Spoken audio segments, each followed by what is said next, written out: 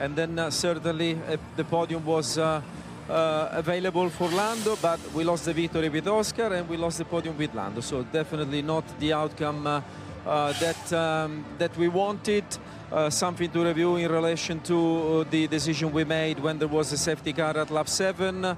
As usual, we will learn from racing, and we will get stronger for the next event, which obviously becomes now decisive and even more important. Thank you for coming out and talking to us straight away about it. I appreciate that. We appreciate that. Was it a conscious decision not to pit, or just an error, or missed the moment? It was a decision. It was a decision not to pit, and in fairness, we didn't expect everyone else to pit. Obviously, when everyone else behind you pits, then it makes it pitting like definitely the right thing to do. Obviously, when you are the lead car, you don't know exactly what the others are going to do.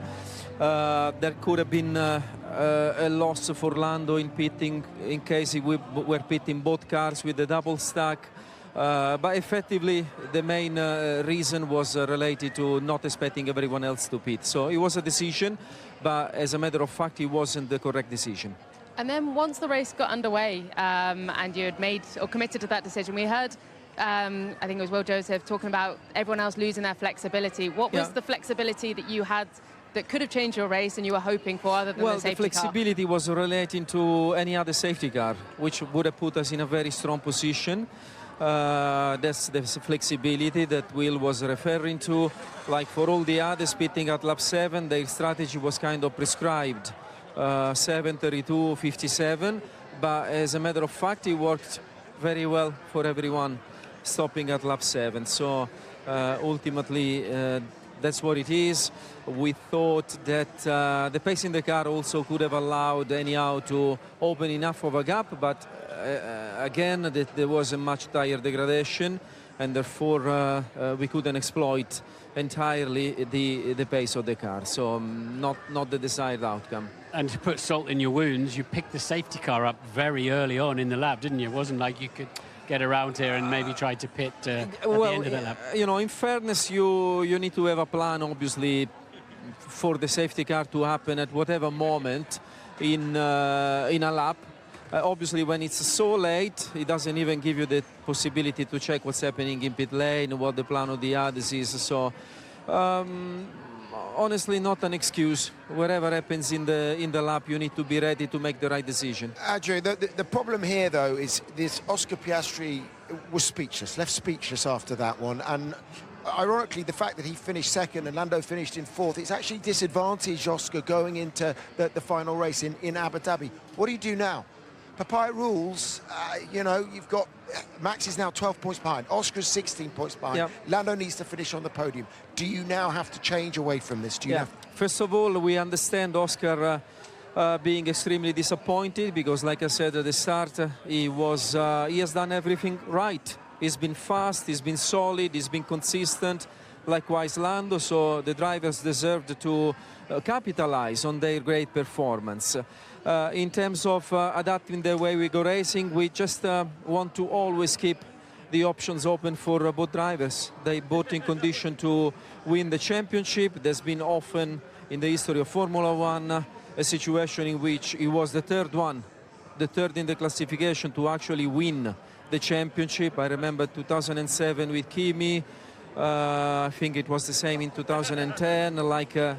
I think we have to respect the fact that Oscar he has his chances to win, and therefore we are gonna let them race. Okay, I'm just going to say goodbye to viewers on Sky Sports Plus. We're going to remain on Sky Sports F1. If you just remain with us for a couple more minutes, please, Andrea. But yes, we'll see you on Sky Sports F1.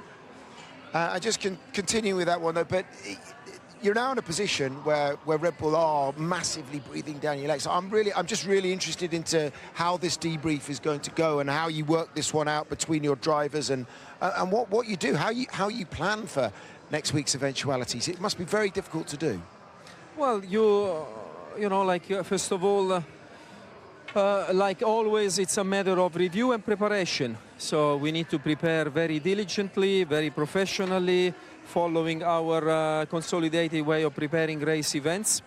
And at the same time, I think some of the last events have given us some important information to process, review, make all the adaptations that are needed, such that from every single way of going racing, we are perfect. We need to be perfect because the competition is so high, our competitors are doing so well that if we are not perfect, we have seen this today, we have seen this in Vegas, then we may miss opportunities. We are still in condition to have the outcome of the championship in our hands. It's now up to the quality of our work to make sure that we pull off the performance and the race execution required. I think the team has already demonstrated that it's a very united team. Great conversations always happening even after difficult races. So even in this case, we will make sure that with Oscar, with Lando, with the entire team, we are prepared and we go very determined into the finale of this season. Appreciate you coming out and talking to us, Andrea. We'll let you No get problem. into that. Thank you. I'll see you in Abu Dhabi. Here is Lando Norris in the pen with Rachel. It could have been a 6-point gain. It could have been a 7-point gain that Oscar got today. It's only 6. I'm trying to find you a positive. But tell me what was going on in the car and the communications when everyone pitted under the safety car. Were you wanting to come in? It's tough. We just had to have faith in the team making the right decision.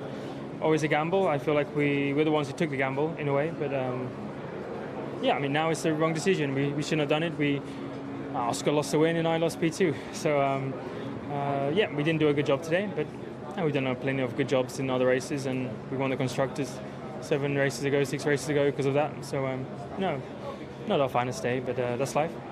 It's very magnanimous of you, but do you worry at all that by the team trying to play fair, you're both at risk of losing the drivers now? I know everyone keeps thinking that. It's got nothing to do with that. Well, if you could both come in, you would have double stacked, and you may have been compromised by that and kept out a bit. Sure. Maybe that's on the team's mind as well. Yeah, but he didn't come in. No, I know. I'm saying that maybe that's why they didn't. So going forward then, there's 12 points to Max. He is now the closest to you in this title race. What sort of hope have you got for Abu Dhabi, seeing the pace they managed to find today? They didn't. I think they were just as quick today as they were yesterday. It's just they did a better job as a team. They made the right call. That's all. So what would your message to the team be then after tonight? Just to review things, see what we could have done better, see why. Well, I think we already know why we didn't make the right decision. You can't get them all right, you know. So no, just do normal, do their job. I do my job, and if we do that, we'll be fine. All right, thank you. You said you were speechless in the car. How are you feeling now? I've had a few minutes to kind of take it all in and I guess talk to the team a bit. I haven't spoken to anyone, but feeling pretty crap, as you would imagine. I mean, I don't really know what to say. Obviously, we didn't get it right with the strategy. I think the pace was very strong. I feel like I didn't put a foot wrong. Just a shame to not walk away with a win. Did you want to come in under the safety car? Were you asking to, or? I mean, I left it in the team's hands to decide what the best strategy was. You know, they've clearly got they have more information than I do, but yeah. Are you worried at all that by trying to be fair to both of you, that the team is risking the Drivers' Championship for one or other of you? I'm not sure today's decision was to do with that. I think we potentially just got it wrong, but I'll speak to the team. Max is now in that P2 position. There's a lot of work to do in Abu Dhabi. How do you reset? How do you pick yourself up and go into that weekend? And can you just ask the team, can we just throw it all out there, please? Can we just do this and not worry about each other and just go for it? We've got a third person in this now. Just drive like I did this weekend. That's all I can do. It was more than good enough to dominate this weekend. And if I can do the same thing next weekend, then I'll be a happy man. All right, thanks. Hi, Max. Huge congratulations. How much of a surprise is that win right now? I didn't expect to win today, that's for sure. I think also looking at pure pace, we were not on the same level as McLaren, but we made the right call as most of the grid in boxing under the safety car, and that almost gives you a free pit stop, kind of. That made the race for me. Of course, I knew after that pit stop it was going to be 2 long stints on the tire in terms of tire wear, but we managed that, I think, very well. And they didn't really, catch up too much. It was all under control, let's say like that. But for sure that goal with the pit stop made me win the race today.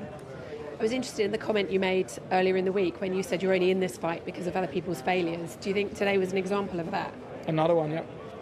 So do you think they're at risk of losing the championship by trying to play too fair? They could have got one of them in, or I don't think it was about playing too fair today. It was just missing the whole pit stop opportunity.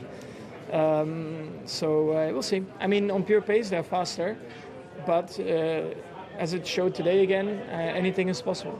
2010, Seb came from 15 points back in Abu Dhabi to win. You must be licking your lips at the prospect of next weekend. I mean, those are great stories. Of course, it doesn't always go like that, but we go in there with a positive mindset and we'll try everything we can. Well done today. Well, another smooth operation, but nervous at the end. What was this with the understeer when he came on and said, "Oh no, I have understeer"? What was that about? So we lost about 8 degrees of tyre temperature on the front right and a little bit of downforce all in one go, which suggests a small component failed. But basically the right-hand corners he was suffering in, he did brilliantly with it. He sort of calmly brought the car to the end of the race. So perhaps wasn't as calm as him, but good job.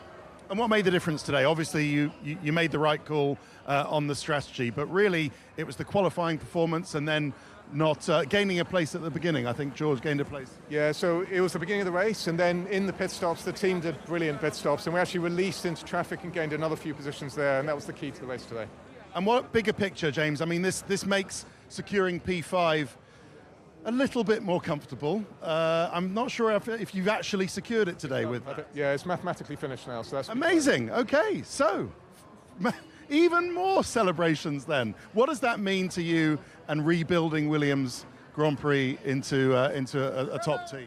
I mean, this surpasses our expectations, really, and I hope it shows the world the direction that we're on and the belief that we have in where we're going as well as a result of things. We're still here to win championships. We're a long way away from that, a long way away. Yeah. But at least now the work we're doing is starting to pay off. Wow, okay. So to everyone watching at Grove, everyone at home, that is from 9th to 5th in the Constructors. Hats off from us. Thank you so much, everyone. Thank you. Appreciate it. Carlos, I heard a whisper this morning that you had a really racy setup, but I didn't realise quite how racy. I don't know who told you that, but I can only say that we did some good setup changes from the sprint to the main race that we thought the car felt better in quali, but for no one expected to suddenly for the race to switch on the pace the way it did, because in the sprint we struggled a bit with fuel saving, with damage in the car, with a lot of front tire graining. But with those few setup changes that we did today in the race, right from the first lap, I was really comfortable with the car. Did a really good start, really good strategy, really good pit stops, and halfway through that race, I realized, podium might be on, and we need to maximize this and go for it, and that's what we did. And like a few times this year, when the opportunity presented itself, we grabbed it, and it makes me very proud of everyone. What did you think when the McLarens didn't pit? I didn't obviously understand it at the time, and I welcome it because I was like, this is my chance now. Did you, towards the end of the race, we saw you do it in Singapore, where you backed up a little bit to try and make sure that Antonelli had DRS to keep Norris behind both of you. Was that going on in that race at all? No, not today. There are 10 laps to go. I decided to push flat out because we were saving a lot of the tires to try to keep Antonelli at bay at the end of the race. And then once they told me Lando was going to pass Antonelli, I was like, we need to open the gap to Lando as much as possible, see if they get into a fight. And then 5 laps to go, something broke in my car in the front end. Something, I don't know if a piece of front wing fell off or something on the tire, but I lost massive front end grip in the high speed and medium speed. So turning right, actually in the straights, the steering wheel was like this, and turning right, the car wouldn't turn, and turning left, it was fine. And Lando caught up on me in the last 2 laps quite a bit, and we lost half a second of race pace. But to be honest, today it was controlled, but at the same time pushing, because I was around cars that were much quicker than me today. Well done, Richard. Thank you. Bit of a conspiracy theory there from GP. Obviously, engine providers are Mercedes for McLaren, but like a nice little handshake between the pair there. A little bit of, I should imagine, a right interaction. Here is the Italian. Hi, Kimi. So it must be so annoying and frustrating. You had such a great start and you were running a really solid race, but for that spin or that slightly going wide at the end. Tell us what happened. Yeah, it was pretty frustrating to end up with a P5, considering the podium was so close, and very, very difficult. Was a shame with the pit stop, having to hold, obviously, to avoid any unsafe releases, and was a shame because that changed completely the race. And in Stint 2, I lost a lot of time behind Carlos. Just it was really hard with the dirty air, and the tire were overheating quite a lot. And at the end, obviously with the hard, I was pushing quite a lot to get close to him. And eventually, I was in DRS, but then, or I was just very close to DRS. But then into turn 9, I went in a bit quicker and just had a massive moment. Was a bit unexpected, but just lost the rear and went off track. So just need to look why the mistake arrived, or what they did different. Of course, I went a bit quicker, but was not massively different. And just lost the rear, and it was a shame to lose the place because would have been 2 more points. But now we work hard and we focus on to Abu Dhabi. Must be really satisfying though to be having this kind of second half of the season that you are having, because you've really picked up. Yeah, no, definitely. It's I think I'm much stronger. The second half of the season has been definitely another story compared to the European, and we're fighting more and more often at the front, which is very exciting. And of course, there's still quite a lot of work to do, but I think I feel much more mature and much more with quite a bit more experience, and want to finish the year on high and then start focusing on to 2026. Thanks very much. Thank you. Had a good first lap, made some places up, and then was really unfortunate under the safety car.